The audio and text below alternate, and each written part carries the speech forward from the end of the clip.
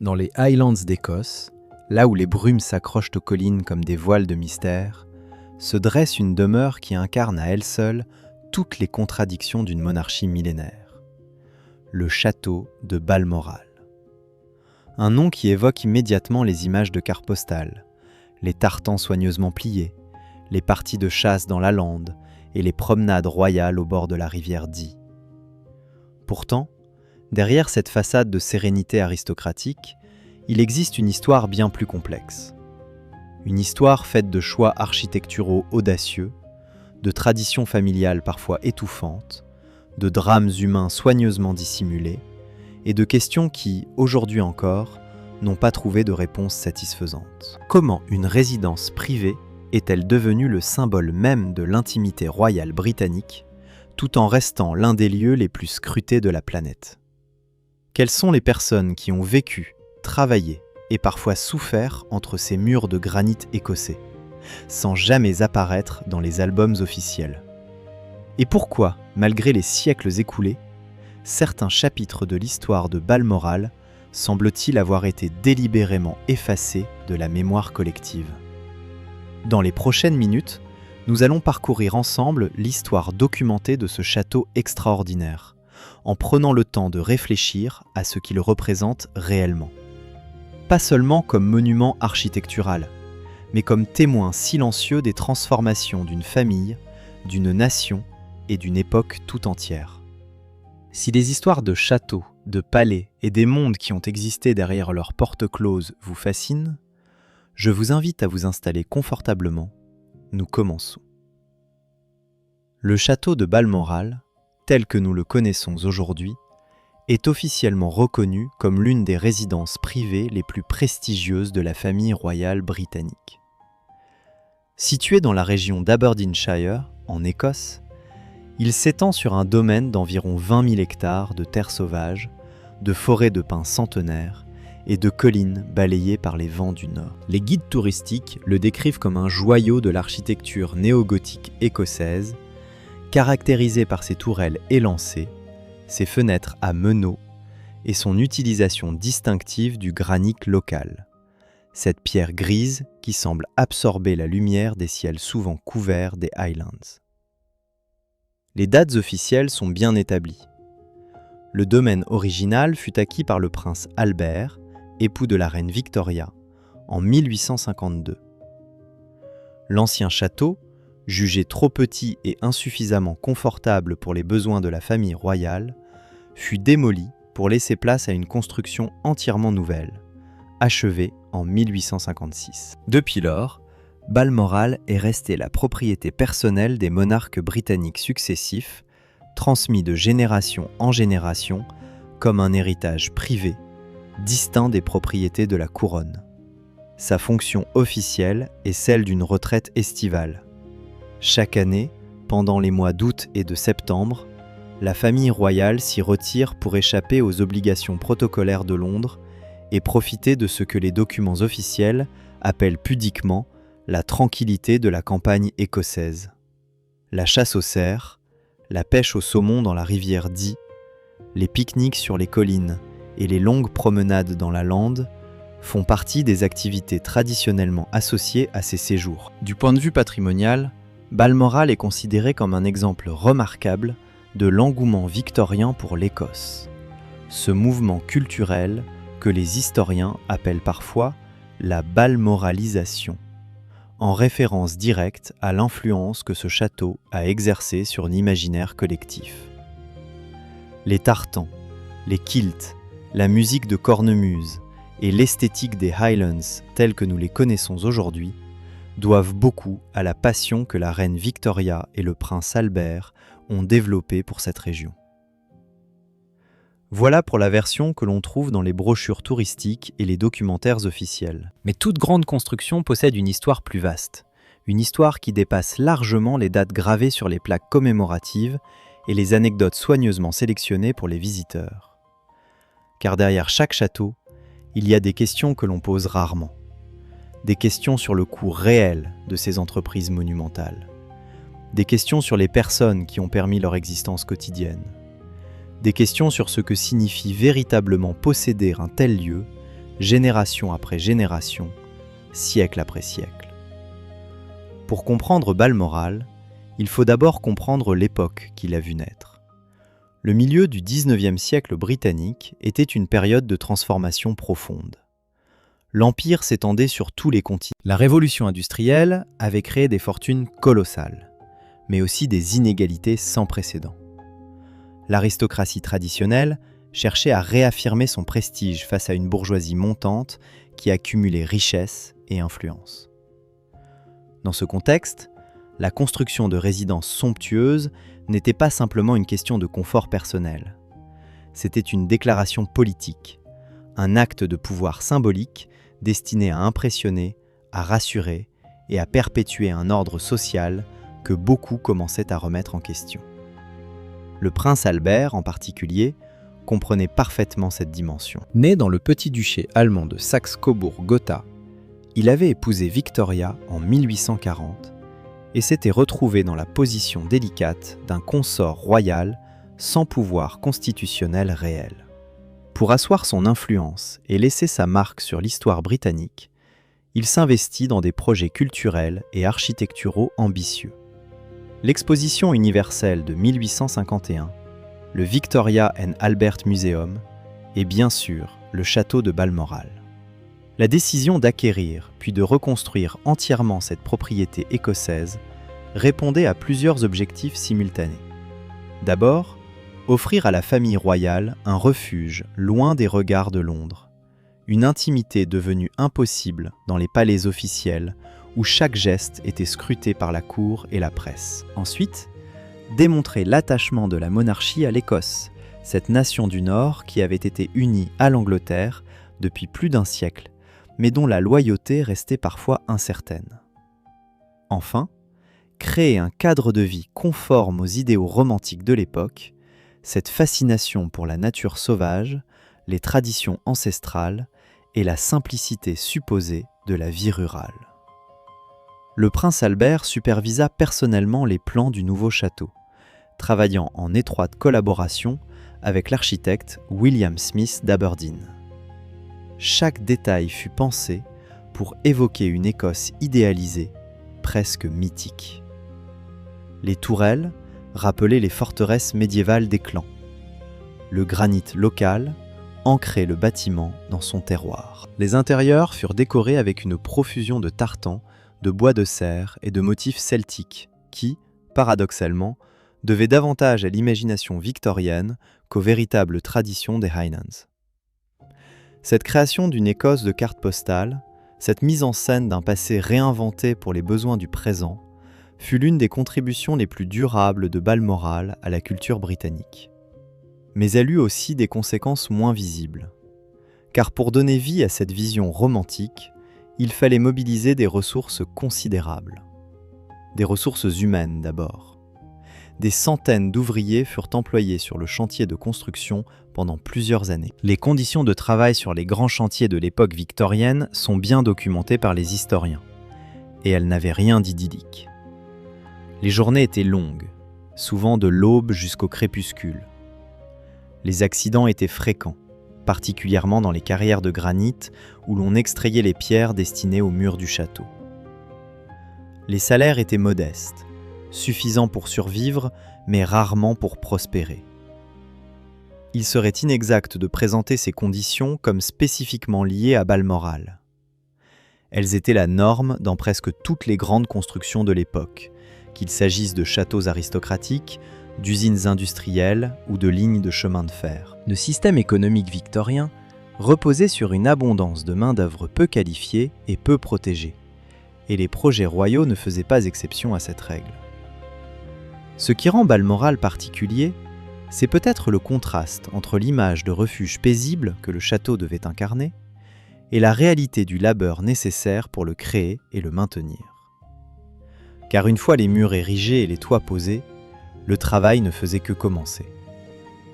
Une propriété de cette envergure nécessitait un personnel permanent considérable. Des jardiniers pour entretenir les parcs et les potagers, des gardes-chasse pour gérer les populations de cerfs et organiser les parties de chasse, des palefreniers pour s'occuper des chevaux, des domestiques pour assurer le fonctionnement quotidien de la maison elle-même. Les documents d'époque suggèrent que le domaine employait régulièrement plusieurs dizaines de personnes, parfois davantage lors des séjours royaux. Ces hommes et ces femmes vivaient souvent dans des cottages situés sur le domaine, formant une communauté parallèle à celle des propriétaires.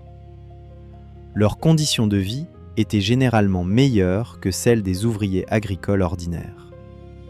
Travailler pour la famille royale conférait un certain prestige et offrait une relative sécurité de l'emploi. Mais cette sécurité avait un prix. Une disponibilité totale, une discrétion absolue et une soumission aux exigences parfois capricieuses de maîtres qui considéraient ce service comme un privilège accordé plutôt qu'un travail mérité. Les témoignages directs de ces domestiques sont rares. La plupart ne savaient pas écrire ou n'avaient ni le temps ni l'envie de consigner leurs expériences. Ceux qui le firent, souvent des années plus tard dans des mémoires publiées après leur départ du service, dressent un portrait nuancé. Ils évoquent la fierté d'appartenir à une maison prestigieuse, mais aussi l'isolement des Highlands, la rigueur des hivers écossais et la difficulté de maintenir une vie personnelle dans un environnement où le travail ne s'arrêtait jamais vraiment. La reine Victoria elle-même entretenait avec son personnel écossais des relations complexes. Elle est connue pour avoir développé une amitié particulière avec John Brown, un serviteur des Highlands, qui devint son confident après la mort du prince Albert en 1861. Cette relation, dont la nature exacte fait encore débat parmi les historiens, scandalisa une partie de la cour et de l'opinion publique. Certains y voyaient une familiarité déplacée entre une souveraine et un simple domestique. D'autres suggéraient, sans preuve concluante, que cette amitié cachait quelque chose de plus intime. Ce qui est certain, c'est que John Brown occupa une place unique dans la vie de Balmoral pendant près de 2 décennies. Il accompagnait la reine dans ses promenades, la conseillait sur les affaires du domaine et jouissait de privilèges que les autres serviteurs ne pouvaient qu'observer avec un mélange d'envie et de perplexité. Son influence était telle que certains membres de la famille royale, notamment le futur roi Édouard VII, le considéraient avec une hostilité à peine dissimulée. À la mort de Brown en 1883, Victoria fut dévastée. Elle fit ériger plusieurs monuments à sa mémoire sur le domaine et conserva ses effets personnels comme des reliques précieuses. Cette réaction, jugée excessive par beaucoup de contemporains, illustre à quel point les frontières entre maître et serviteur pouvaient parfois devenir floues dans l'intimité de Balmoral, loin des conventions rigides de la cour londonienne. Mais ces moments de proximité ne doivent pas masquer la réalité structurelle des rapports de pouvoir. La grande majorité des domestiques de Balmoral sont restés anonymes, leur vie et leurs contributions effacées par le temps et l'indifférence des archives officielles. Nous connaissons les noms des architectes, des décorateurs et des invités prestigieux. Nous ne connaissons pas ceux des femmes qui lavaient le linge, des hommes qui entretenaient les routes du domaine ou des enfants qui grandissaient dans les cottages des employés, sachant que leur avenir serait probablement de servir à leur tour. Cette invisibilité n'était pas propre à Balmoral. Elle caractérisait l'ensemble du système domestique victorien et édouardien. Mais elle prend une dimension particulière lorsqu'on considère que ce château était précisément le lieu où la famille royale venait échapper au regard, jouir d'une intimité et d'une liberté impossibles ailleurs. L'intimité des uns était construite sur le travail silencieux des autres. La liberté des propriétaires reposait sur la disponibilité permanente de ceux qui les servaient. Cette tension, rarement formulée explicitement à l'époque, traverse pourtant toute l'histoire de Balmoral. Elle se manifeste dans les récits des visiteurs qui admiraient la beauté du domaine sans jamais mentionner ceux qui l'entretenaient. Elle transparaît dans les photographies officielles où les domestiques apparaissent parfois à l'arrière-plan, figures floues et anonymes dans des images centrées sur les membres de la famille royale. Elle persiste aujourd'hui encore dans la manière dont le château est présenté aux touristes, comme un témoignage du goût et de la sensibilité de ses illustres propriétaires, sans guère de mention pour les générations de travailleurs qui ont rendu possible son existence quotidienne. Les premières décennies de Balmoral furent marquées par la personnalité dominante de la reine Victoria. Après la mort du prince Albert, elle fit du château un sanctuaire dédié à sa mémoire. Elle y passait des mois entiers chaque année, s'isolant du monde dans un deuil qui dura des décennies et qui inquiéta parfois ses conseillers et son gouvernement. Le château devint ainsi non seulement une résidence, mais un lieu de retrait, presque de réclusion. Victoria y écrivait son journal intime, recevait un nombre limité de visiteurs triés sur le volet et cultivait une image de veuve inconsolable qui contribua à façonner sa légende. Cette période victorienne établit des traditions qui allaient perdurer bien au-delà de son règne. Les parties de chasse, les pique-niques dans les collines, les danses écossaises organisées pour le personnel et les invités, tout cela devint partie intégrante de ce qu'on pourrait appeler le rituel de Balmoral. Des pratiques transmises de génération en génération, parfois adaptées au goût des nouveaux monarques, mais jamais fondamentalement remises en question. Cette continuité est à la fois la force et la faiblesse du château. Sa force, parce qu'elle confère à Balmoral une aura de permanence, d'enracinement dans une tradition qui semble transcender les individus et les époques.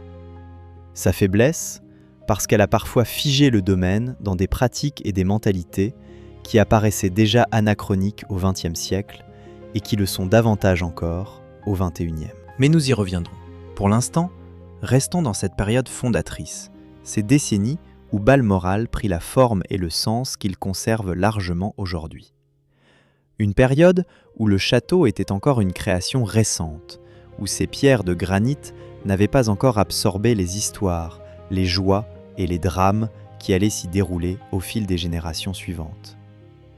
Car c'est là peut-être le paradoxe fondamental de tout grand château. Au moment de sa construction, il n'est qu'un assemblage de pierres, de bois et de verre, une coquille vide attendant d'être remplie par la vie de ses habitants. Mais avec le temps, il devient autre chose. Un réceptacle de mémoire, un témoin silencieux d'événements que les murs ne peuvent raconter, mais qu'ils semblent parfois retenir. Comme si la pierre elle-même était capable de se souvenir. Balmoral a maintenant plus de 170 ans. Ses murs ont vu passer des rois et des reines, des princes et des princesses, des ministres et des ambassadeurs, des artistes et des écrivains.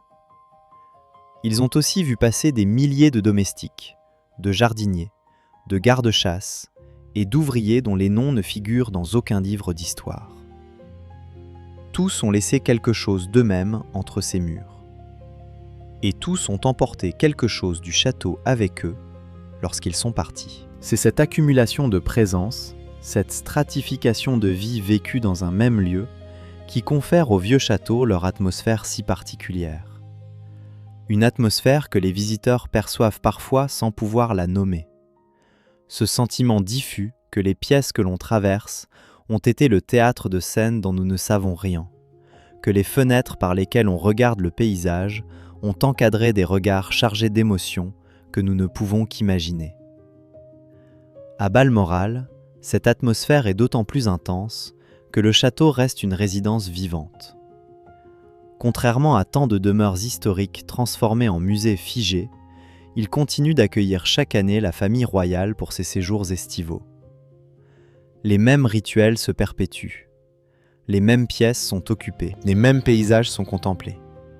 Cette continuité crée un lien tangible entre le passé et le présent, entre Victoria pleurant Albert dans son salon de deuil et les monarques contemporains poursuivant des traditions vieilles de plus d'un siècle et demi. Mais cette continuité soulève aussi des questions. Des questions sur ce que signifie maintenir vivantes des pratiques conçues pour une époque révolue.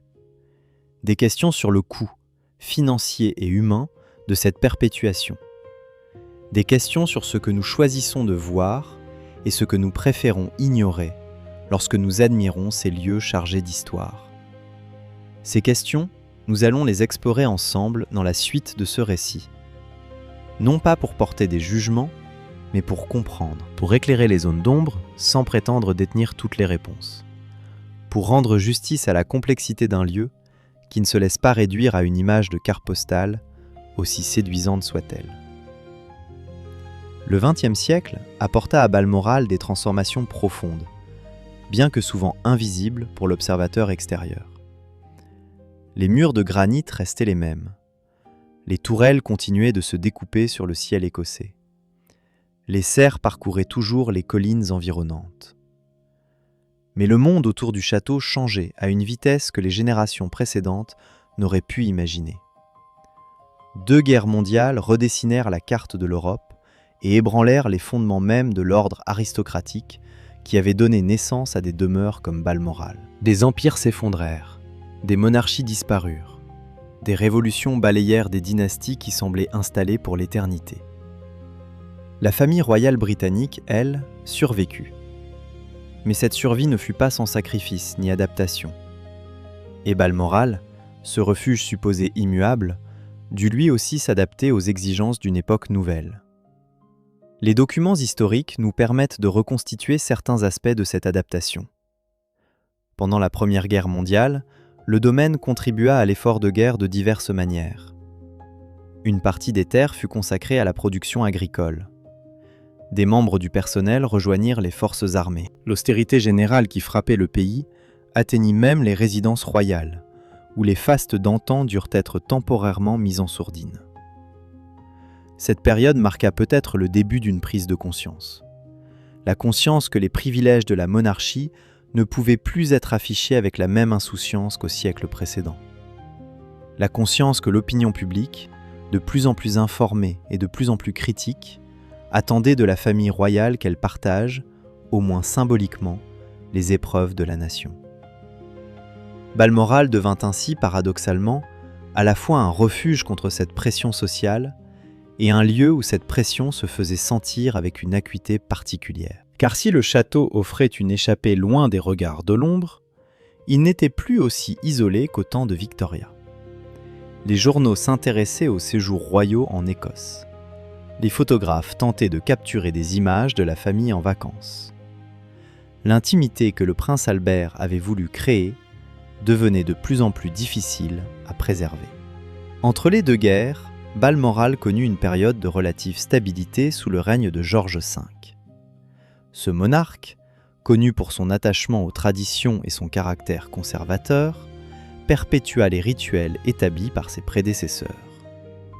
Les parties de chasse, les promenades, les cérémonies locales, tout cela continua comme si le temps s'était arrêté aux portes du domaine. Mais cette apparence de continuité masquait des tensions croissantes. Des tensions au sein même de la famille royale, où les générations ne partageaient pas toujours la même vision de ce que devait être la monarchie moderne. Des tensions entre la tradition et les exigences d'un monde en mutation rapide. Des tensions entre le désir de préserver un mode de vie privilégié et la nécessité de justifier ce privilège aux yeux d'une société de plus en plus égalitaire. C'est dans ce contexte que survint l'un des épisodes les plus troublants de l'histoire de la famille royale britannique au XXe siècle. Un épisode qui, selon certains historiens, aurait eu des répercussions jusqu'à Balmoral, bien que les preuves directes restent limitées et sujettes à interprétation. Il s'agit de la crise d'abdication de 1936. Lorsque le roi Édouard VIII renonça au trône pour épouser Wallis Simpson, une Américaine divorcée que l'establishment britannique refusait d'accepter comme reine, ce ne fut pas seulement une crise constitutionnelle, ce fut un séisme qui ébranla les fondements mêmes de l'institution monarchique. Pour la première fois dans l'histoire moderne, un roi britannique choisissait l'amour, ou du moins une certaine idée de l'amour, plutôt que le devoir. Les répercussions de cette décision se firent sentir pendant des décennies. Le frère d'Édouard, devenu George VI presque malgré lui, dut assumer un rôle pour lequel il ne s'était jamais préparé. Bègue, timide, peu à l'aise en public, il incarna pourtant la monarchie britannique pendant les années les plus difficiles du XXe siècle, guidant la nation à travers la Seconde Guerre mondiale. Balmoral joua un rôle particulier dans cette période. Pour George VI et sa famille, le château écossais représentait plus que jamais un havre de paix. un lieu où le roi pouvait échapper aux contraintes de sa fonction et retrouver une certaine forme de normalité. C'est là que ses deux filles, Élisabeth et Margaret, passèrent une partie de leurs étés, apprenant les traditions des Highlands que leur père chérissait tant. Les témoignages de l'époque décrivent des séjours relativement simples, du moins selon les standards royaux. Des pique-niques dans les collines, des parties de pêche au bord de la rivière Dee, des soirées passées à jouer aux cartes ou à écouter la radio.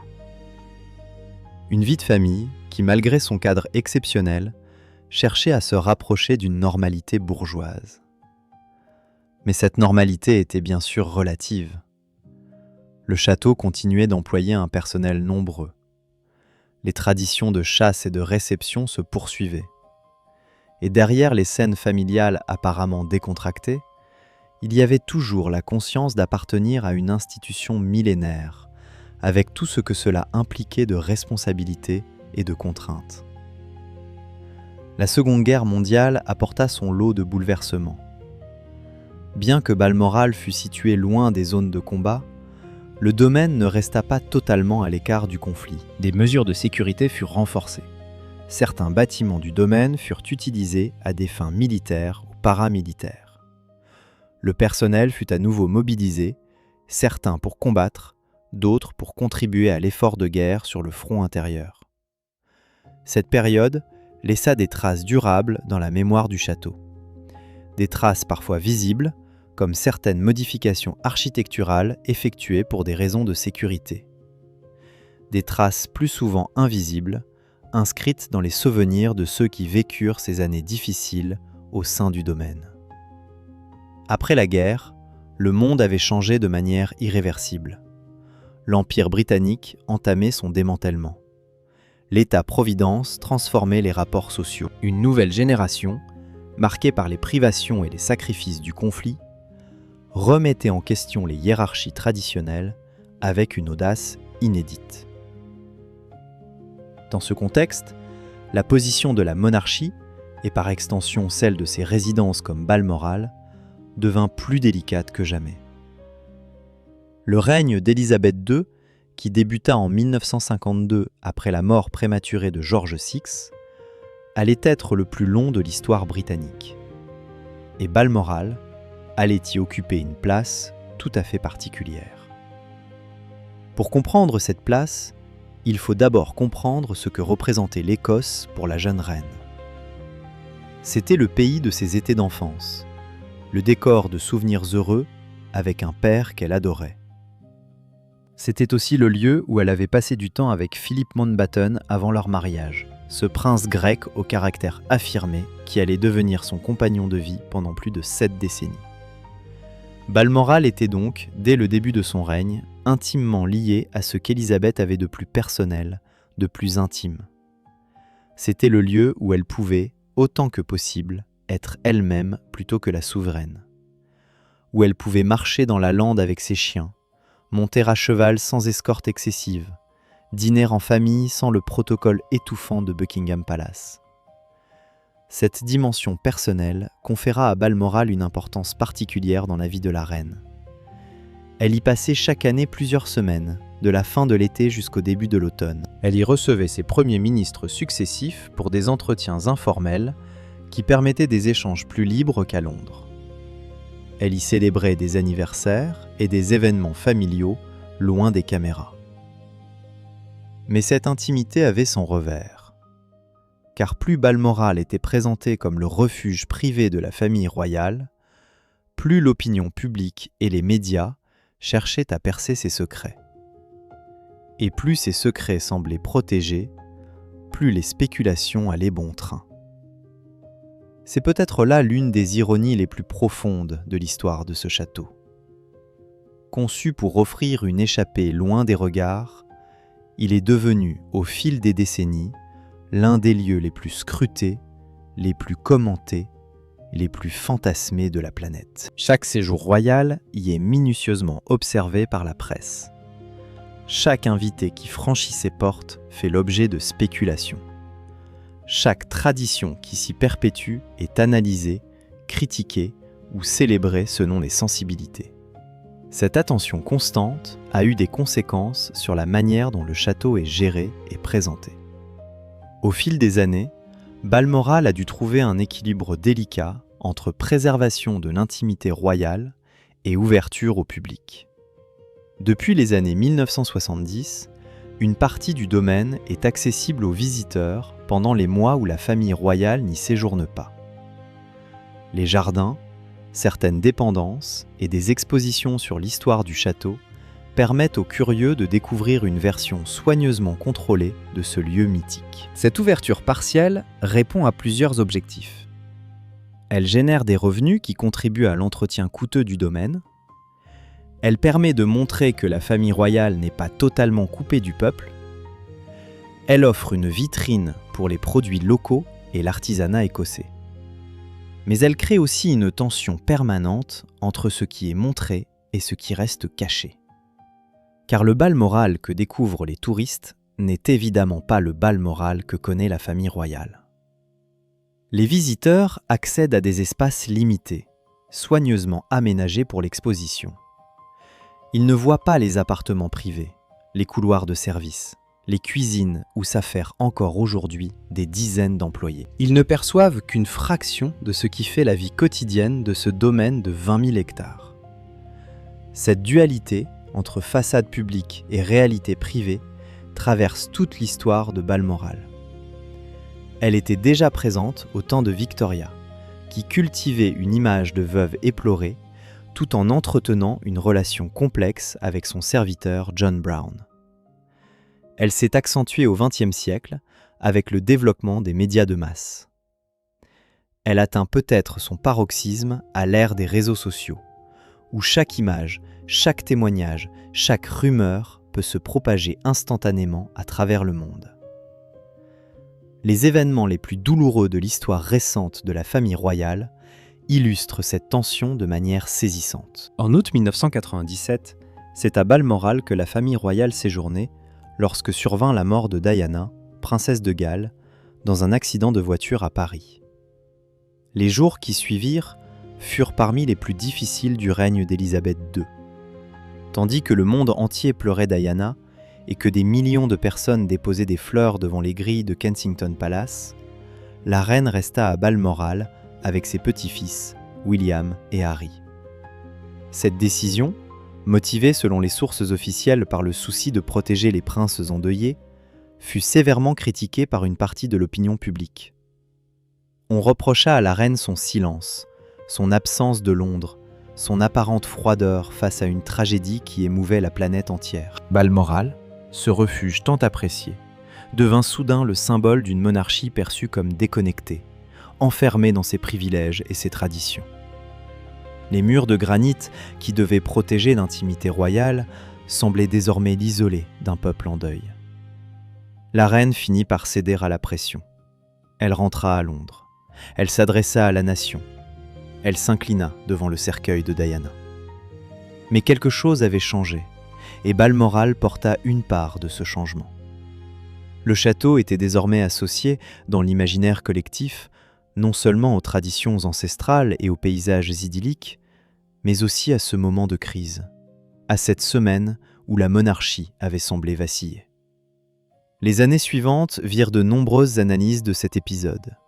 Des livres furent écrits, des documentaires furent produits, des films de fiction tentèrent de reconstituer ce qui s'était passé derrière les portes closes du château pendant ces jours fatidiques. Chacun y alla de son interprétation, de ses révélations prétendues, de ses jugements plus ou moins nuancés. Ce qui ressort de tout cela, c'est peut-être moins une vérité définitive qu'une illustration de la complexité inhérente à ces lieux chargés d'histoire. Balmoral n'est ni le paradis écossais des brochures touristiques, ni le lieu sinistre que certains critiques voudraient dépeindre. C'est un espace où des êtres humains, certes exceptionnels par leur position, vivent des joies et des drames ordinaires dans leur essence, extraordinaires dans leur contexte. La mort de Diana ne fut pas le seul drame à marquer Balmoral au tournant du millénaire.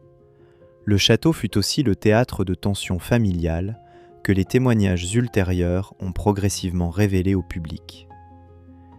Les difficultés conjugales du prince Charles, les conflits entre générations sur la direction à donner à la monarchie, les questions récurrentes sur le coût d'entretien des résidences royales à une époque où les dépenses publiques étaient scrutées avec une attention croissante, ces tensions ne sont pas spécifiques à la famille royale britannique.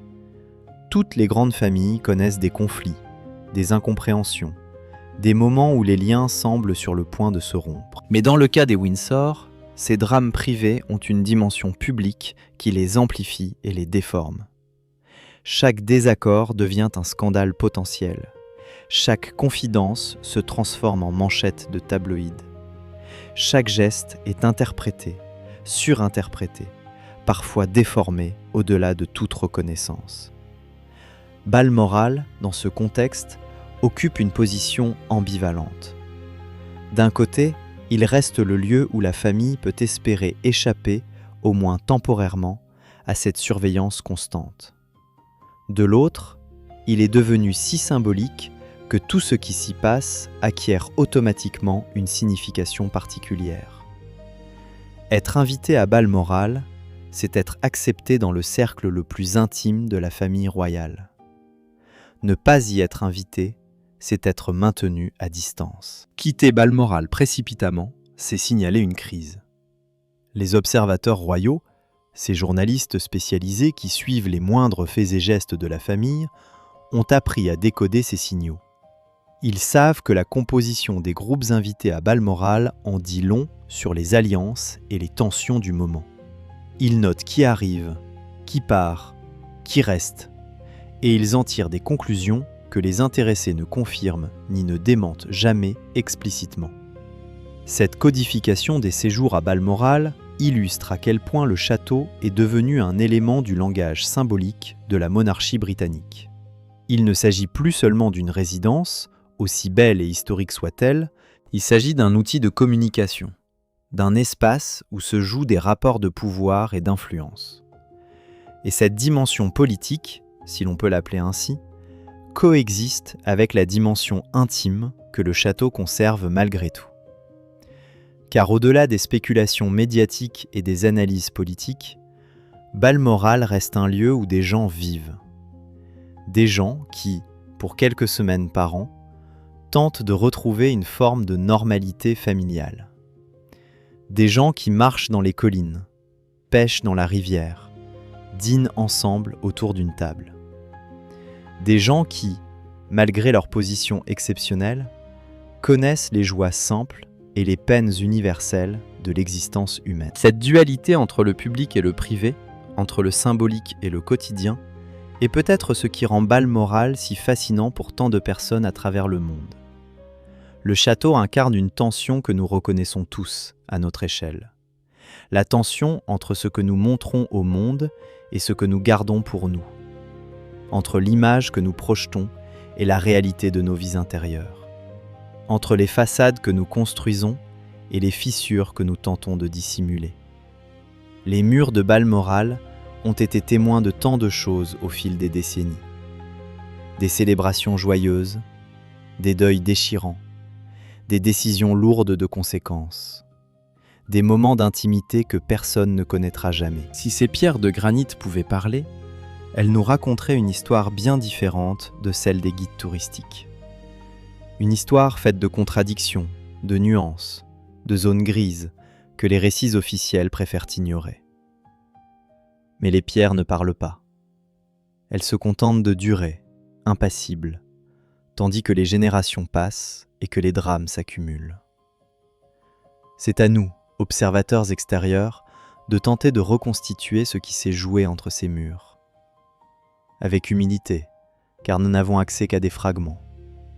Avec prudence, car les certitudes sont rares et les interprétations multiples.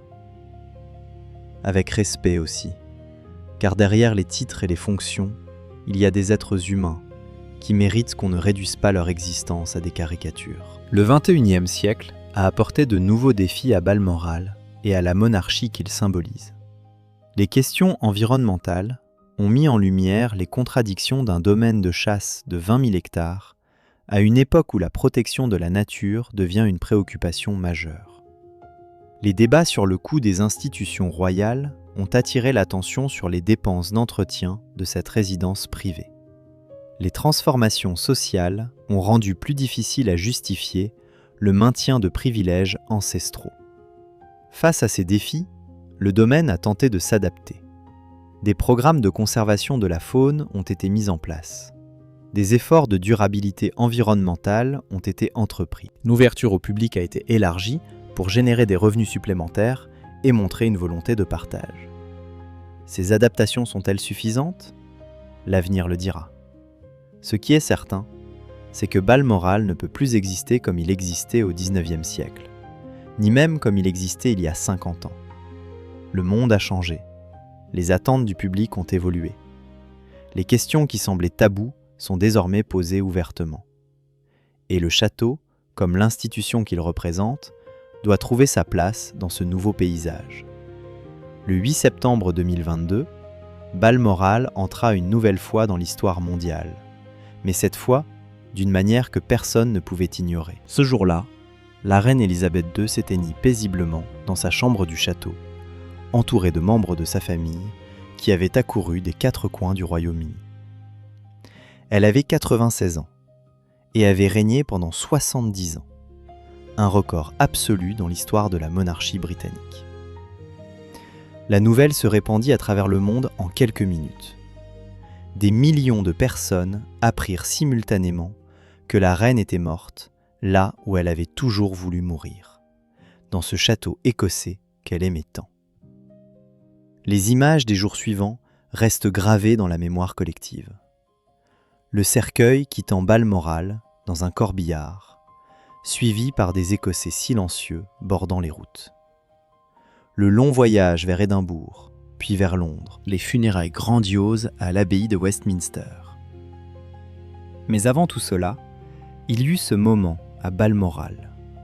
Ce moment où une femme qui avait incarné une nation pendant 7 décennies rendit son dernier souffle entre les murs de granit gris qu'elle avait connus depuis son enfance. Il y a quelque chose de profondément symbolique dans le fait qu'Élisabeth ait choisi, consciemment ou non, de finir ses jours à Balmoral plutôt qu'à Buckingham Palace ou à Windsor. Ce choix, si c'en fut un, dit quelque chose sur ce que représentait ce lieu pour elle. Un lieu de liberté relative dans une vie entièrement consacrée au devoir. Un lieu de souvenirs heureux avec son père, son mari, ses enfants et ses petits-enfants. Un lieu où elle pouvait être, autant que possible, simplement Élisabeth plutôt que Sa Majesté. Les témoignages recueillis après sa mort évoquent les derniers jours de la reine à Balmoral. Elle avait continué à travailler presque jusqu'à la fin, recevant la nouvelle première ministre Liz Truss 2 jours seulement avant son décès. Les photographies de cette rencontre montrent une femme visiblement affaiblie, mais souriante, accomplissant une dernière fois les gestes qu'elle avait accomplis des milliers de fois au cours de son règne. Puis elle s'était retirée. Son état s'était dégradé rapidement. Les membres de la famille avaient été prévenus. Et dans l'après-midi du 8 septembre, tout était fini. Les jours qui suivirent virent Balmoral devenir le centre de l'attention mondiale. Des journalistes du monde entier se massèrent aux abords du domaine. Des hommages spontanés furent déposés aux grilles du château. Des Écossais venus de toute la région se rassemblèrent pour rendre un dernier hommage à celle qui avait tant aimé leur pays. Ce moment de deuil collectif rappela par certains aspects les jours qui avaient suivi la mort de Diana 25 ans plus tôt. Mais la tonalité était différente. En 1997, il y avait eu de la colère, un sentiment que la famille royale n'avait pas su répondre à l'émotion populaire. En 2022, il y eut surtout de la tristesse, une reconnaissance de ce qu'Élisabeth avait représenté pour des générations de Britanniques et de sujets du Commonwealth. Balmoral sortit de cet épisode avec une signification renouvelée. Le château n'était plus seulement le lieu des vacances royales, des parties de chasse et des traditions écossaises. Il était désormais aussi le lieu où la plus longue monarchie de l'histoire britannique avait pris fin. Un lieu de passage, au sens le plus profond du terme. Avec l'avènement de Charles III, Une nouvelle ère s'ouvrit pour Balmoral, comme pour l'ensemble de la monarchie. Le nouveau roi, qui avait attendu le trône plus longtemps qu'aucun héritier avant lui, apporta ses propres perspectives et ses propres préoccupations. Charles est connu depuis des décennies pour son engagement en faveur de l'environnement et de l'agriculture durable. Ses domaines personnels, notamment celui de Highgrove, sont gérés selon des principes biologiques et écologiques. Il était donc naturel que Balmoral soit également concerné par cette vision. Les premiers mois du nouveau règne virent des annonces concernant la gestion environnementale du domaine écossais. Des projets de rewilding, c'est-à-dire de restauration d'écosystèmes naturels, furent évoqués. Des initiatives de conservation de la faune furent mises en avant. L'image de Balmoral comme simple terrain de chasse aristocratique commença à évoluer, au moins dans la communication officielle. Ces changements sont-ils substantiels ou principalement cosmétiques ? Il est encore trop tôt pour le dire avec certitude. Les domaines de cette taille ne se transforment pas en quelques mois, et les traditions ancestrales ne s'effacent pas par décret. Ce qui est certain, c'est que Charles a une conscience aiguë des critiques qui pèsent sur les privilèges royaux, et qu'il cherche à y répondre d'une manière qui lui est propre. Balmoral occupe une place particulière dans cette stratégie. Le domaine peut devenir une vitrine pour des pratiques environnementales exemplaires, démontrant que la monarchie est capable de s'adapter aux préoccupations contemporaines. Ou il peut rester perçu comme un vestige anachronique d'un monde révolu, un lieu où des privilégiés perpétuent des traditions incompatibles avec les urgences du XXIe siècle. L'avenir dira quelle perception l'emportera. Mais quelle que soit l'évolution de Balmoral dans les années à venir, une chose semble certaine. Le château continuera de fasciner, d'intriguer, de susciter des questions auxquelles il n'existe pas de réponse simple. Car Balmoral n'est pas seulement un bâtiment, c'est un symbole de pouvoir et de privilège, certes, mais aussi un symbole de continuité dans un monde en perpétuel changement. Un symbole de la tension entre tradition et modernité. Un symbole de ce que signifie appartenir à une lignée, porter un héritage, assumer un rôle que l'on n'a pas choisi. Les membres de la famille royale qui séjournent à Balmoral ne sont pas seulement des individus en vacances. Ils sont les maillons d'une chaîne qui remonte à des siècles et qui, si tout se passe comme prévu, se prolongera encore pendant des générations. Chacun de leurs gestes s'inscrit dans cette continuité. Chacune de leurs décisions engage non seulement eux-mêmes, mais leurs prédécesseurs et leurs successeurs. Cette dimension temporelle est peut-être ce qui distingue le plus radicalement l'expérience de Balmoral de celle que nous pouvons avoir dans nos propres maisons. Nous vivons pour l'essentiel dans le présent, avec des souvenirs du passé et des projets pour l'avenir. Les habitants de Balmoral vivent dans un présent hanté par le passé et hypothéqué par l'avenir. Ils marchent dans les pas de Victoria et d'Albert. Ils préparent le chemin pour William, George et les générations qui viendront après eux. Ce poids du temps peut être ressenti comme un privilège ou comme un fardeau. Probablement les deux à la fois, selon les moments et les personnalités. Certains membres de la famille royale ont semblé épanouis dans ce cadre. D'autres ont visiblement souffert des contraintes qu'il impose. Les témoignages récents de ceux qui ont quitté le cercle royal, volontairement ou non, suggèrent que la vie à Balmoral, comme dans les autres résidences, n'est pas aussi idyllique que les images officielles le laissent croire.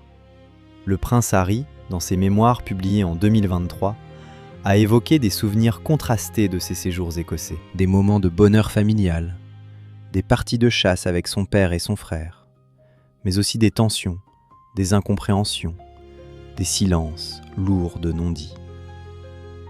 Son témoignage, controversé et contesté par certains, offre un aperçu rare de ce qui peut se passer derrière les portes closes du château. Il ne s'agit évidemment pas de prendre ce témoignage pour argent comptant.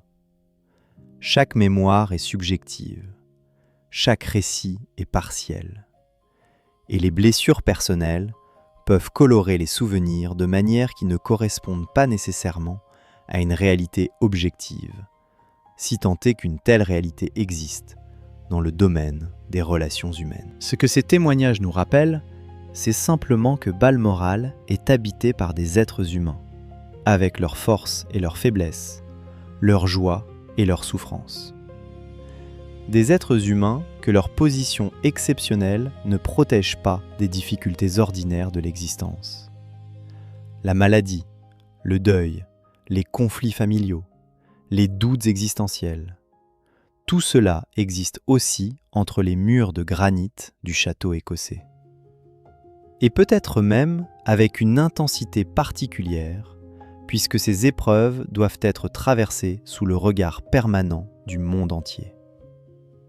Les révélations récentes concernant la santé du roi Charles et de la princesse de Galles ont rappelé cette fragilité fondamentale. En 2024, l'annonce que le roi était traité pour un cancer mit en lumière la vulnérabilité d'un homme de 75 ans, quelle que soit sa position.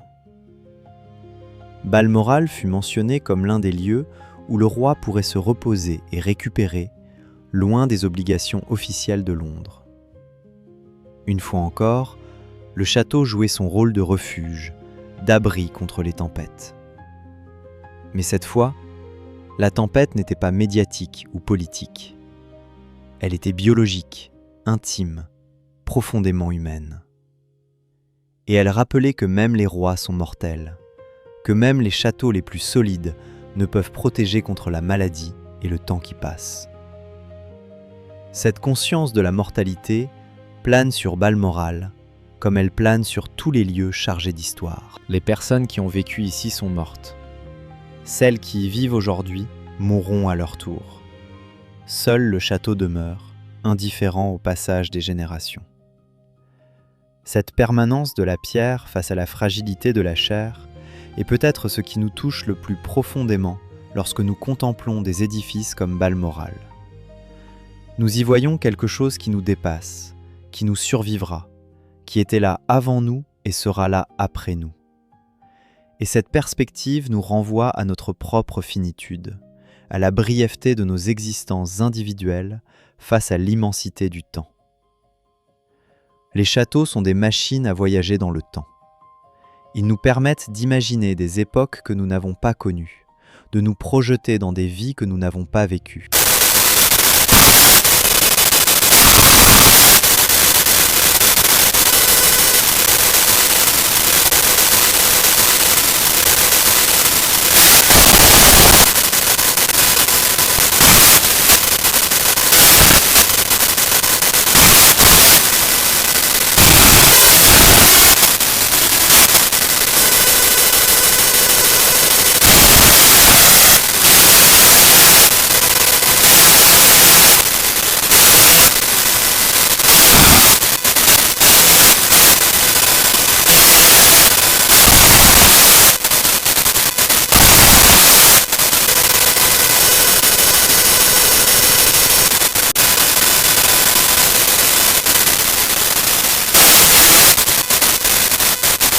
Leurs successeurs n'ont habité, modifié, adapté à leurs besoins et à leurs goûts. Élisabeth II l'a aimé d'un amour profond et y a rendu son dernier souffle. Charles III entreprend de le transformer selon sa vision. William, un jour, en héritera à son tour. Cette succession de propriétaires, cette accumulation de couches de vie et de mémoire, fait de Balmoral un palimpseste architectural. Un lieu où le passé n'est jamais complètement effacé, où les traces des générations précédentes restent visibles sous les aménagements contemporains. Marcher dans les couloirs de Balmoral, c'est marcher à travers le temps. C'est croiser les fantômes de ceux qui ont foulé ces mêmes dalles avant nous. C'est entendre les échos de conversations oubliées, de rires éteints, de pleurs séchés depuis longtemps. Cette dimension spectrale n'est pas propre à Balmoral. Elle caractérise tous les lieux habités depuis longtemps par des êtres humains. Mais elle prend une intensité particulière dans les demeures royales, où l'histoire n'est pas seulement personnelle, mais nationale, où les drames privés ont des répercussions publiques. Les histoires de fantômes et de phénomènes inexpliqués qui circulent au sujet de Balmoral relèvent probablement davantage du folklore que de la réalité. mais elles expriment quelque chose de vrai sur notre rapport à ces lieux chargés de mémoire. Nous sentons confusément que tant de vies vécues, tant d'émotions éprouvées, ne peuvent pas avoir complètement disparu.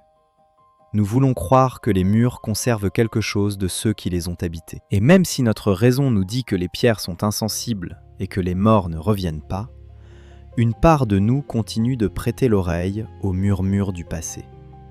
Aujourd'hui, Balmoral continue sa double existence. Résidence privée de la famille royale pendant quelques semaines par an, attraction touristique ouverte au public le reste du temps. Symbole d'une monarchie qui cherche sa place dans un monde qui n'est plus celui qui l'a vu naître.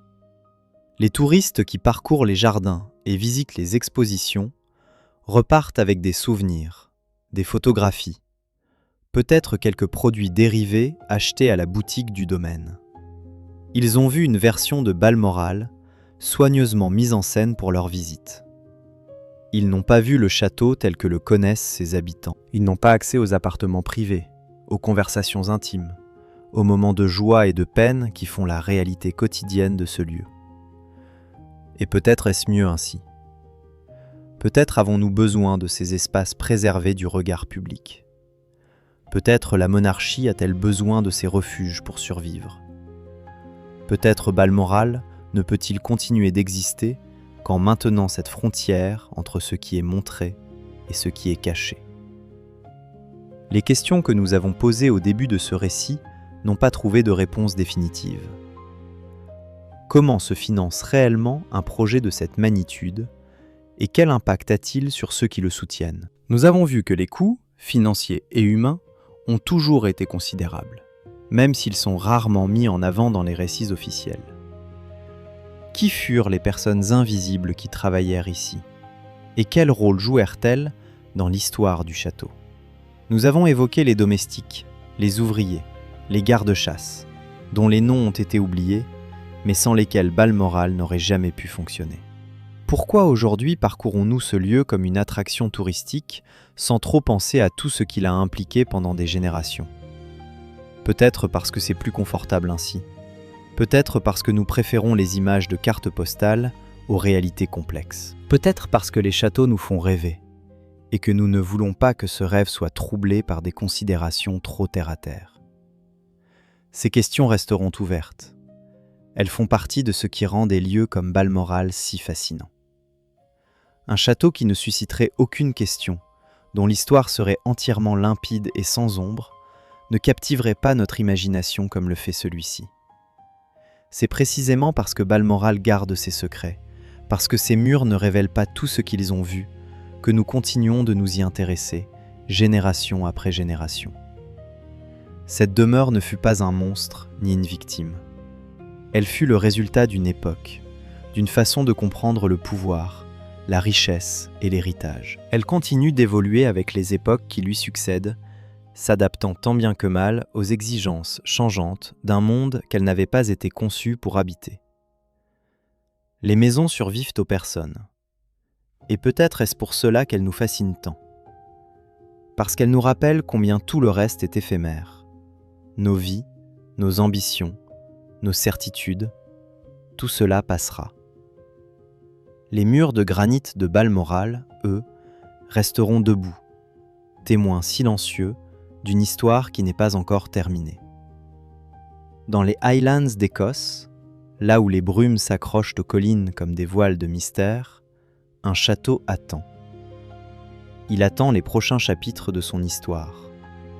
Il attend les générations qui viendront y chercher refuge, y célébrer des joies, y pleurer des peines. Il attend, patient et impassible, comme il attend depuis plus d'un siècle et demi. Et nous, spectateurs éloignés de ce drame familial et national, nous continuerons de l'observer. Avec curiosité, avec fascination, avec cette conscience diffuse que ce que nous voyons n'est qu'une fraction de ce qui existe, que les secrets de Balmoral, comme ceux de toute grande demeure, ne seront jamais entièrement révélés, et que c'est peut-être mieux ainsi. Merci de nous avoir accompagnés dans ce voyage à travers l'histoire et les mystères du château de Balmoral. Reposez-vous bien. L'histoire de Balmoral ne peut être pleinement comprise sans s'attarder sur ces aspects qui apparaissent rarement dans les documentaires officiels. Des aspects qui concernent le fonctionnement quotidien d'une propriété de cette envergure. Les vies de ceux qui, génération après génération, ont rendu possible l'existence de ce lieu tel que nous le connaissons. Le domaine de Balmoral s'étend, comme nous l'avons mentionné, sur près de 20 000 hectares de terres écossaises. Pour mettre ce chiffre en perspective, nous parlons d'un territoire équivalent à une petite ville européenne. Un territoire qui comprend des forêts de pins et de bouleaux, des collines couvertes de bruyères, des rivières où nagent les saumons, des prairies où paissent les cerfs, et des dizaines de bâtiments de taille et de fonctions diverses. Gérer un domaine de ces dimensions requiert une organisation complexe. Cela nécessite un personnel spécialisé dans de multiples domaines. Cela exige des budgets considérables qui doivent être renouvelés année après année. Cela implique des décisions constantes sur la conservation, la rénovation, l'adaptation aux réglementations en vigueur. Les documents disponibles suggèrent que Balmoral emploie de manière permanente entre 130 et 150 personnes. Pendant les mois d'été, lorsque la famille royale est présente, ce nombre peut augmenter significativement avec du personnel temporaire embauché pour l'occasion. Nous parlons de jardiniers, de gardes forestiers, de gardes-chasse, de personnel de cuisine, de majordomes, de fans de chambre, de chauffeurs, de personnel de sécurité, d'administrateurs, de comptables et de nombreuses autres catégories professionnelles. Chacune de ces personnes a sa propre histoire, sa propre relation avec le domaine, ses propres raisons de travailler dans un lieu aussi singulier. Certains proviennent de familles qui ont servi à Balmoral pendant plusieurs générations. Pour eux, le travail au domaine est presque une tradition familiale, une continuité avec leurs parents et grands-parents qui ont parcouru ces mêmes chemins avant eux. D'autres sont arrivés en cherchant une expérience professionnelle unique, attirés par le prestige de travailler pour la famille royale britannique. D'autres encore ont simplement trouvé ici un emploi stable dans une région où les opportunités économiques ne sont pas abondantes. Les Highlands d'Écosse, malgré leur beauté spectaculaire, ne sont pas une zone de forte activité économique. L'agriculture est difficile en raison du climat et du relief. L'industrie y est peu développée. Le tourisme offre des emplois, mais souvent saisonniers et précaires. Dans ce contexte, un poste permanent au domaine de Balmoral représente une opportunité que beaucoup de locaux considèrent avec intérêt. Les conditions de travail à Balmoral ont considérablement évolué au fil des décennies. Les témoignages historiques du XIXe siècle et du début du XXe décrivent des journées longues, des hiérarchies rigides et une séparation stricte entre les mondes des maîtres et des serviteurs. Les employés vivaient dans des dépendances séparées, mangeaient dans des réfectoires distincts, utilisaient des escaliers et des couloirs réservés aux services. Cette organisation reflétait la structure sociale de l'époque, où les différences de classe se matérialisaient dans l'espace même des habitations. Un domestique du XIXe siècle ne devait jamais croiser le regard de ses employeurs sans y être invité. Il devait se rendre invisible, n'existant que par les services qu'il rendait. Sa vie personnelle, ses opinions, ses aspirations n'avaient aucune place dans l'ordre des choses tel qu'il était alors conçu. Les femmes de chambre se levaient avant l'aube pour allumer les feux et préparer les chambres. Les valets de pied restaient debout pendant des heures lors des dîners formels. Les cuisiniers travaillaient dans des sous-sols surchauffés sans jamais voir la lumière du jour. Tout cela était considéré comme normal, comme l'ordre naturel d'une société où chacun devait rester à sa place. Aujourd'hui, les conditions sont évidemment différentes. Les lois du travail britanniques s'appliquent également dans les propriétés royales. Les salaires, les horaires, les droits des travailleurs sont réglementés comme dans n'importe quelle autre entreprise. Les syndicats peuvent intervenir. Les inspections du travail ont lieu. Les employés disposent de recours en cas de litige. Cependant, travailler à Balmoral continue d'avoir des caractéristiques particulières qui le distinguent d'un emploi ordinaire. La discrétion absolue, par exemple, est une exigence fondamentale. Les employés signent des accords de confidentialité qui leur interdisent de révéler des informations sur la vie privée de la famille royale. Les conséquences d'une violation de ces accords peuvent être sévères, tant sur le plan légal que professionnel. Ceux qui parlent risquent des poursuites judiciaires. Ils risquent également de voir leur réputation ternie dans un milieu où le bouche à oreille est déterminant. Un ancien employé qui aurait trahi la confiance de la maison royale aurait beaucoup de difficultés à retrouver un poste similaire ailleurs. Cette culture du secret a été critiquée par certains comme excessive.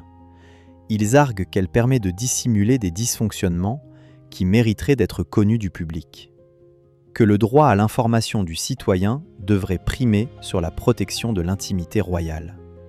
Que les contribuables qui financent une partie des activités de la monarchie ont le droit de savoir comment fonctionne réellement l'institution. Ces défenseurs, en revanche, soutiennent que cette discrétion est indispensable pour préserver l'intimité de personnes en permanence exposées au regard public. Il faut remarquer que même les personnalités les plus publiques ont droit à une sphère privée. Que sans cette protection, la vie au sein de la famille royale deviendrait tout simplement impossible. Que la confidentialité n'est pas un privilège excessif, mais une nécessité pratique. Ce débat n'a pas de solution simple. Il reflète une tension plus large entre transparence et vie privée, entre intérêt public et droits individuels. Une tension qui traverse toutes les sociétés démocratiques contemporaines et qui se manifeste avec une acuité particulière dans le cas des familles royales. Une autre particularité du travail à Balmoral est l'isolement géographique. Le domaine est situé dans une zone rurale des Highlands écossaises, à une distance considérable des villes les plus proches. Aberdeen, la grande ville la plus accessible, se trouve à environ 80 km. Édimbourg est à près de 200 km. Londres, le centre du pouvoir et de l'activité nationale, est à plus de 800 km. Pour les employés qui vivent sur place, cela signifie une vie relativement éloignée des commodités urbaines. Les commerces sont rares. Les divertissements sont limités. Les services médicaux spécialisés nécessitent des déplacements importants. En hiver, lorsque les jours sont courts et que le climat peut être rigoureux, cet isolement se fait sentir avec une intensité particulière. Les tempêtes de neige peuvent couper les routes pendant plusieurs jours. L'obscurité tombe en milieu d'après-midi. Le froid pénètre partout, malgré les systèmes de chauffage modernes. Certains employés apprécient cet isolement. Ils y voient une forme de paix, un éloignement bienvenu de l'agitation du monde moderne. Ils développent un attachement profond à ces paysages sauvages, à ces ciels immenses, à cette nature omniprésente. D'autres le supportent plus difficilement. L'éloignement de leur famille et de leurs amis pèse sur leur morale. Le manque de diversité sociale et culturelle finit par les lasser. Ils attendent avec impatience les périodes où ils peuvent s'échapper vers des horizons plus animés. Les témoignages d'anciens employés, les quelques-uns qui ont parlé publiquement en respectant les limites de leurs accords de confidentialité, décrivent une communauté particulière. Une communauté où tout le monde se connaît, où les relations peuvent être étroites mais aussi tendues, où les rumeurs circulent rapidement, où maintenir une vie privée séparée du travail s'avère difficile. Dans un environnement aussi restreint, les conflits personnels ont tendance à s'amplifier. Un désaccord entre collègues ne peut pas être évité par la simple distance physique. Les rancœurs s'accumulent. Les alliances se forment et se défont. Les hiérarchies informelles se superposent aux hiérarchies officielles. Certains témoins évoquent également la pression constante de devoir être irréprochable. Dans un lieu où le moindre détail compte, où les attentes sont élevées et les erreurs difficilement pardonnées, le stress peut devenir pesant. Chaque tâche doit être accomplie parfaitement. Chaque protocole doit être respecté à la lettre. Chaque apparition devant les membres de la famille royale doit être impeccable. Cette exigence d'excellence peut être stimulante pour certains. Elle peut aussi être épuisante pour d'autres. Certains anciens employés se souviennent de leur temps à Balmoral avec nostalgie. Ils parlent de la beauté du paysage, de l'orgueil d'appartenir à une institution historique, de moments de camaraderie avec leurs collègues. Ils évoquent des anecdotes amusantes, des rencontres mémorables, des expériences qu'ils n'auraient pu vivre nulle part ailleurs. D'autres font référence à des expériences moins positives. La pression constante, le sentiment d'être toujours observé, les difficultés pour concilier vie professionnelle et personnelle, les relations parfois compliquées avec des supérieurs exigeants. Comme dans n'importe quel lieu de travail, les expériences varient selon les personnes, les postes et les époques. Ce qui semble constant, c'est l'intensité de l'expérience. Travailler à Balmoral n'est pas un emploi anodin, c'est une immersion dans un monde particulier, avec ses règles propres, ses traditions ancestrales et son atmosphère unique. Ceux qui y passent oublient rarement l'expérience, pour le meilleur ou pour le pire. Cette dimension humaine du domaine mérite d'être rappelée lorsque nous contemplons les images idylliques de Balmoral. Derrière les jardins parfaitement entretenus, il y a des jardiniers qui travaillent dans toutes les conditions climatiques, sous la pluie battante de l'automne écossais, dans le froid glacial des matins d'hiver, sous le soleil rare mais parfois intense des étés nordiques. Derrière les parties de chasse, il y a des gardes qui gèrent les populations animales tout au long de l'année, qui surveillent la santé des troupeaux de cerfs, qui organisent les battues, qui s'occupent des chiens et des chevaux, qui maintiennent les sentiers et les refuges de chasse en bon état. Derrière les dîners élégants, il y a des cuisiniers et du personnel de service qui travaillent jusqu'à des heures tardives de la nuit, qui préparent des menus complexes, qui veillent à ce que chaque plat soit servi à la température exacte, qui restent debout pendant que les convives dégustent tranquillement leur repas. Cette réalité n'invalide pas la beauté du lieu ni son importance historique. Elle la complète simplement, ajoutant une couche de complexité que les récits superficiels tendent à ignorer. Au-delà du personnel permanent, Balmoral a reçu au fil de son histoire un nombre incalculable de visiteurs. Des chefs d'État, des premiers ministres, des artistes, des écrivains, des amis personnels de la famille royale. Certains de ces visiteurs ont laissé des témoignages de leur séjour qui nous permettent d'entrevoir des aspects du lieu qui autrement resteraient inconnus. Winston Churchill, par exemple, fut invité à Balmoral à plusieurs reprises pendant ses mandats de Premier ministre. Ses lettres et ses mémoires évoquent les longues conversations avec la famille royale, les promenades dans les collines et l'atmosphère particulière de ces rencontres loin du protocole londonien. Churchill semblait apprécier ces moments de relative informalité. Il trouvait dans les Highlands un cadre propice à la réflexion et au repos. Les discussions avec le monarque régnant lui permettaient d'aborder les affaires de l'État dans une ambiance plus détendue qu'à Buckingham Palace. Cependant, même à Balmoral, les conventions sociales restaient importantes. Un Premier ministre ne tutoyait pas le roi. Les sujets sensibles étaient abordés avec précaution. La hiérarchie fondamentale entre souverain et sujet n'était jamais oubliée. D'autres visiteurs ont laissé des impressions moins enthousiastes. Certains ont trouvé le climat écossais trop rigoureux. Les pluies incessantes, le vent glacial, les brumes persistantes ne convenaient pas à tous les tempéraments. Les activités en plein air, considérées comme obligatoires pour tout invité de Balmoral, pouvaient s'avérer éprouvantes pour ceux qui n'y étaient pas habitués. Les longues marches dans la lande, les parties de chasse qui duraient des heures, les pique-niques sur des collines balayées par le vent. Tout cela exigeait une endurance physique que tous les invités ne possédaient pas.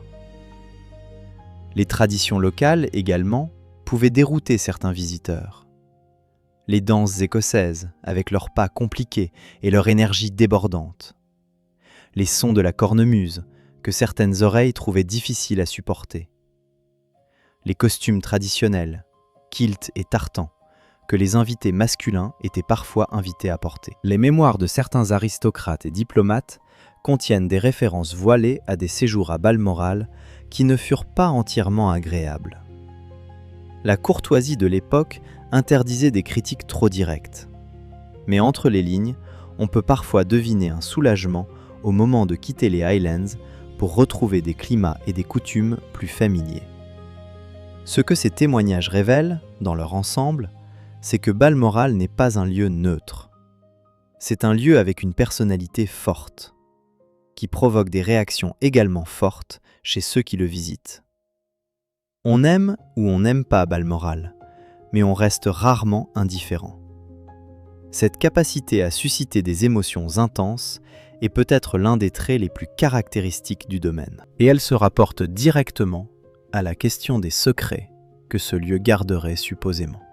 Parce que lorsque nous parlons des secrets de Balmoral, de quoi parlons-nous exactement ? En partie sans doute de secrets au sens conventionnel du terme. Des informations qui n'ont pas été révélées. Des épisodes qui ont été délibérément occultés.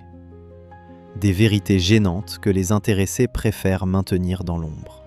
Ces secrets existent probablement, comme ils existent dans toute famille et dans toute institution. Des conflits non résolus. Des erreurs de jugement que l'on préfère oublier, des moments de faiblesse que l'on ne souhaite pas exposer au grand jour. Mais les secrets de Balmoral sont aussi d'une autre nature. Ce sont les secrets des conversations qui ont eu lieu entre ces murs et que personne n'a enregistrés. Les secrets des émotions ressenties dans ces chambres et qui n'ont jamais été exprimés en mots.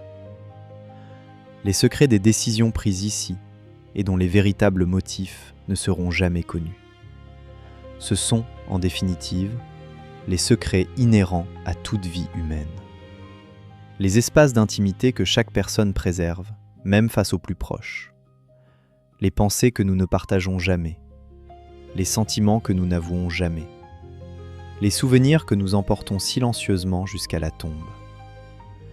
La différence, dans le cas de Balmoral, est que ces secrets ordinaires s'inscrivent dans un contexte extraordinaire. Les secrets d'une famille quelconque importent principalement à ses membres. Les secrets de la famille royale britannique importent, ou du moins intéressent, des millions de personnes à travers le monde. Cette dimension publique du privé est l'une des caractéristiques les plus singulières de la condition royale.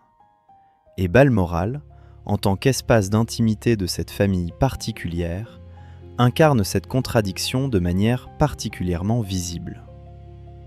Les murs du château protègent des secrets que beaucoup de gens voudraient connaître. Et cette protection même alimente la curiosité, les spéculations, les fantasmes.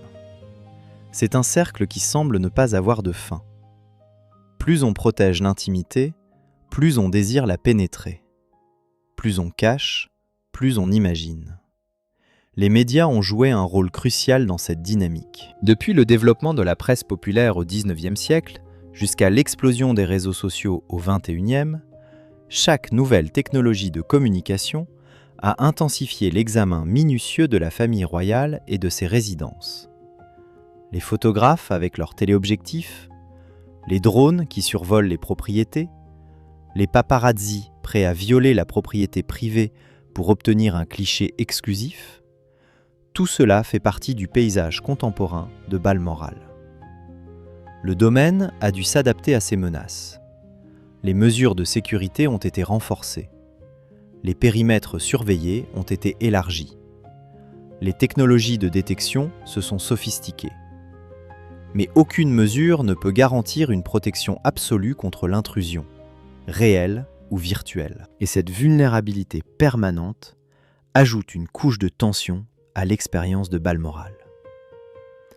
Même dans ce refuge supposément à l'écart du monde, la famille royale ne peut pas oublier complètement qu'elle est observée, que chaque geste peut être capté, interprété, diffusé, que son intimité est toujours précaire, toujours menacée. Cette condition n'est pas exclusive de la royauté. À l'ère des réseaux sociaux, beaucoup de personnes expérimentent une version atténuée de cette exposition permanente. Mais l'intensité et la persistance de l'examen sur la famille royale restent incomparables. Et Balmoral, loin d'offrir une échappée de cette réalité, semble parfois la concentrer. Parce que c'est précisément ici que la famille essaie d'être la plus authentique, où elle baisse la garde, du moins relativement, où les gestes sont moins contrôlés, les paroles moins mesurées. Et c'est précisément pour cela que les observateurs extérieurs sont si intéressés par ce qui se passe ici. Parce qu'ils pressentent que Balmoral révèle quelque chose de la véritable nature de ses habitants.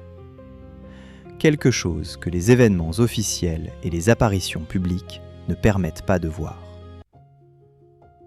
Cette tension entre le désir d'authenticité et l'impossibilité d'une intimité véritable est peut-être le paradoxe central de Balmoral à l'époque contemporaine. Et c'est un paradoxe qui n'a pas de solution évidente. La famille royale peut adapter ses stratégies de communication. Elle peut révéler plus ou moins de sa vie privée. Elle peut essayer de contrôler son image de diverses manières. Mais elle ne peut pas échapper à la condition fondamentale de son existence. Être une famille publique dont les membres n'appartiennent pas entièrement à eux-mêmes. Balmoral, dans ce contexte, fonctionne comme un espace de négociation, un lieu où l'on trace et retrace constamment les limites entre le public et le privé. Un lieu où chaque génération doit trouver son propre équilibre entre ouverture et réserve. Un lieu où les tensions de la condition royale se manifestent de manière particulièrement visible. En réfléchissant à tout cela, il est difficile de ne pas ressentir une certaine empathie pour ceux qui habitent ce lieu. Au-delà des privilèges évidents dont ils jouissent, au-delà de la richesse et du pouvoir qu'ils représentent. Ce sont des êtres humains confrontés à des défis singuliers. Des défis que la plupart d'entre nous ne peuvent pas imaginer pleinement. Le poids de l'histoire sur les épaules. Le regard du monde sur chaque geste. L'impossibilité d'une vie véritablement privée. L'obligation de représenter quelque chose de plus grand que soi-même, constamment, sans repos. Balmoral offre un répit, mais pas une libération. Un refuge temporaire, mais pas une échappatoire définitive. Les murs de granit protègent, mais ils enferment aussi. Et les secrets qu'ils gardent sont peut-être, en fin de compte, moins sensationnels que ce que nous imaginons. Ce sont les secrets de vie vécus sous une pression extraordinaire. De relations familiales compliquées, comme toutes les relations familiales, mais exposées à un examen sans équivalent. De personnes qui essaient, comme tout le monde, de trouver du sens et du bonheur, mais dans des conditions qui rendent cette recherche particulièrement difficile. À la fin de ce parcours à travers l'histoire de Balmoral, quelles conclusions pouvons-nous tirer ? Peut-être, avant tout, l'importance de la complexité. Ce château ne se laisse pas réduire à une image simple. Il n'est pas simplement un lieu de beauté et de tradition, bien qu'il le soit. Il n'est pas simplement un symbole de privilège et d'inégalité, bien qu'il le soit aussi. Il n'est pas simplement un décor de drames familiaux, bien qu'il en ait été témoin de nombreux. Il est tout cela à la fois, et probablement beaucoup plus. C'est un lieu où la grande histoire et la petite histoire s'entrelacent de manière que nous ne comprendrons jamais complètement. Où le passé continue de peser sur le présent. Où l'avenir se prépare déjà, même si nous ne savons pas quelle forme il prendra. Balmoral nous rappelle que les lieux, comme les personnes, ont de multiples dimensions, que les vérités simples rendent rarement justice à la réalité, qu'il y a toujours plus que ce que nous voyons, plus que ce que nous savons, plus que ce que nous pouvons imaginer. Et cette incertitude, loin d'être frustrante, est peut-être ce qui rend des lieux comme celui-ci si fascinants. Il nous invite à continuer de questionner, de chercher, d'imaginer. Il nous rappelle que le monde est plus riche et plus complexe que ce que nos catégories habituelles permettent de saisir. Dans les Highlands d'Écosse, là où les brumes s'accrochent aux collines comme des voiles de mystère, un château se dresse toujours. Ces murs de granit ont vu passer des générations. Ils ont été témoins de joie et de peine, de triomphes et d'échecs, de moments de gloire et de crise. Ils ont absorbé des secrets qui ne seront jamais révélés. Et ils resteront debout quand nous ne serons plus là, gardant les histoires de ceux qui sont encore à venir. Parce que c'est ce que font les châteaux. Ils durent, ils demeurent, ils se souviennent. Et dans leur permanence, ils nous offrent quelque chose que nos vies fugaces ne peuvent pas nous procurer. Un lien avec le temps long. Une ancre dans le courant incessant du devenir. Un lieu où le passé, le présent et l'avenir se rencontrent et se reconnaissent. Merci de nous avoir accompagnés dans ce voyage à travers les mystères et l'histoire du château de Balmoral. Nous espérons que ce parcours a éclairé quelques recoins obscurs sans prétendre les avoir tous révélés. Qu'il a suscité des questions autant que des réponses. Qu'il a offert des moments de réflexion sur ce que signifie habiter un lieu, appartenir à une histoire, porter un héritage. Reposez-vous bien.